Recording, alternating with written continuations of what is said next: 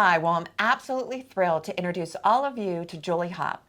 Julie is the Director of Instruction, Curriculum, and Professional Development at Butler Area School District. Did I get that right, Julie? You did. Oh, You wonderful.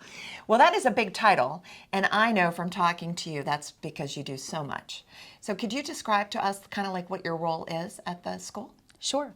I am involved in curriculum, instruction, and professional development. So Yeah. anything that involves the classroom, anything with training for teachers, best practice, latest standards, latest techniques and strategies, that all falls under my umbrella. Right, which is constantly changing, Yes. right?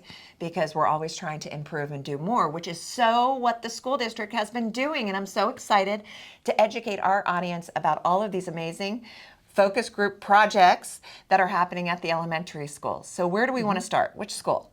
So do you want to start at the beginning? Sure. Okay. So just talk about the progression? Yep. How All about right. we start with Summit? Okay, so Summit Elementary was our first school where we piloted this process. So I have a team that I work with, instructional coaches, myself, the assistant superintendent, and we developed a process to involve the community.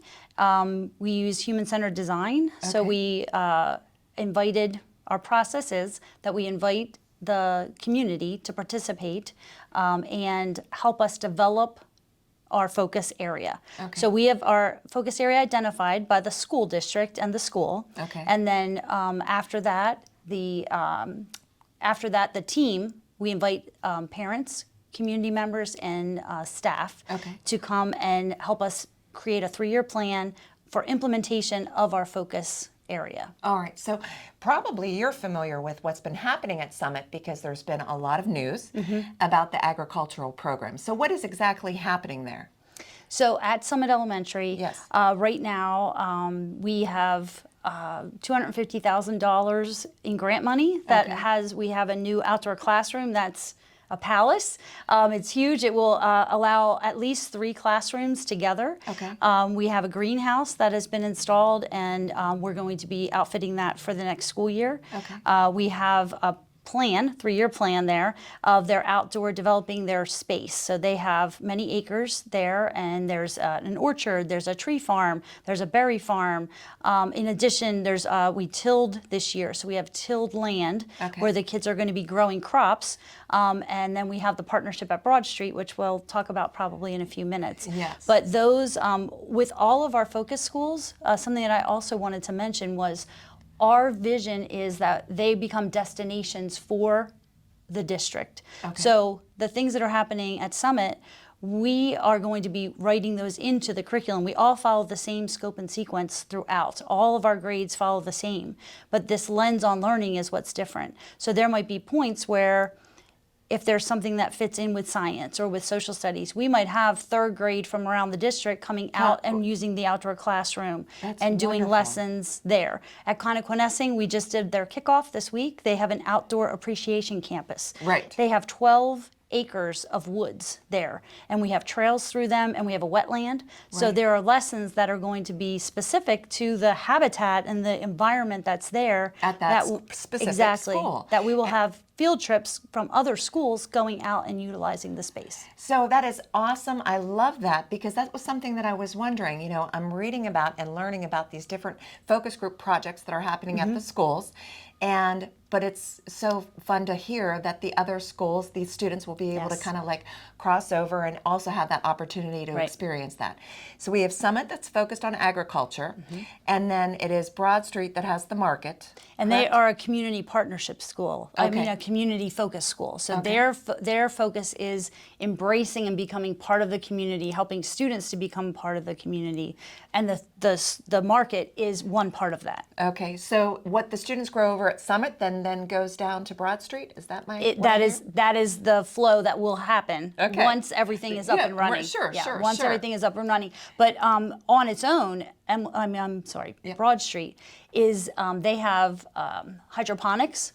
So they have lettuce grows. So they grow lettuce all year round. They grow strawberries. They have beds that are there that they are growing herbs that will be sold in the market. So they will be contributors to their market as well. Yeah, the students must love this. As a student, I would say, yes, I would be so excited to participate in this.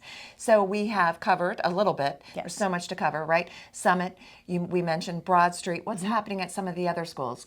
So Connequenessing is the Outdoor Appreciation Campus. So they are focused on their outdoor space and the trails. They're going to have trail cams where kids can be looking and seeing what's going on in the woods. Right. They have a wetland there, and they also are developing they have a courtyard, so they have a 5 senses garden in their courtyard along with raised beds. Okay. The other schools, Emily Britton is already our community partnership and demonstration school.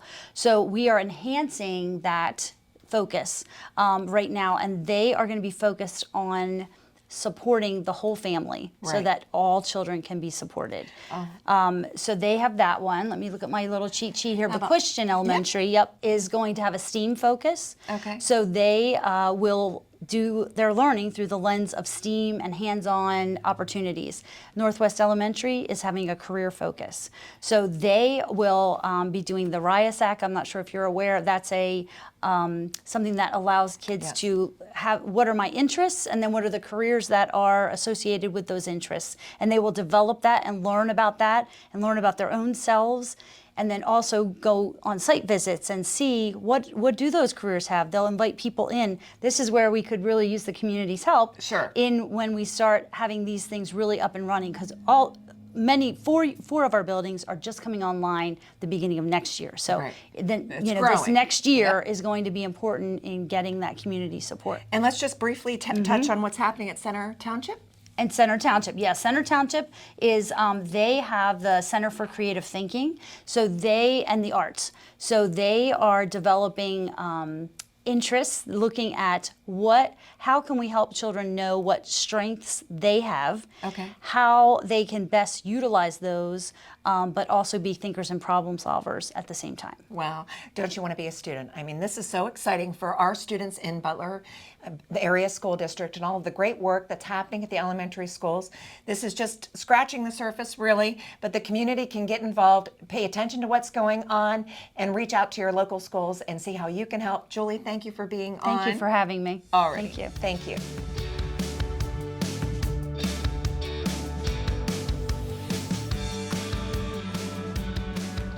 Thanks for watching this episode of the Butler Buzz. If you want to see more, just click on the playlist button up here. To keep up to date with all of Armstrong Neighborhood Channel, click on the subscribe button down here. Hey, I suggest you do both. See you next time.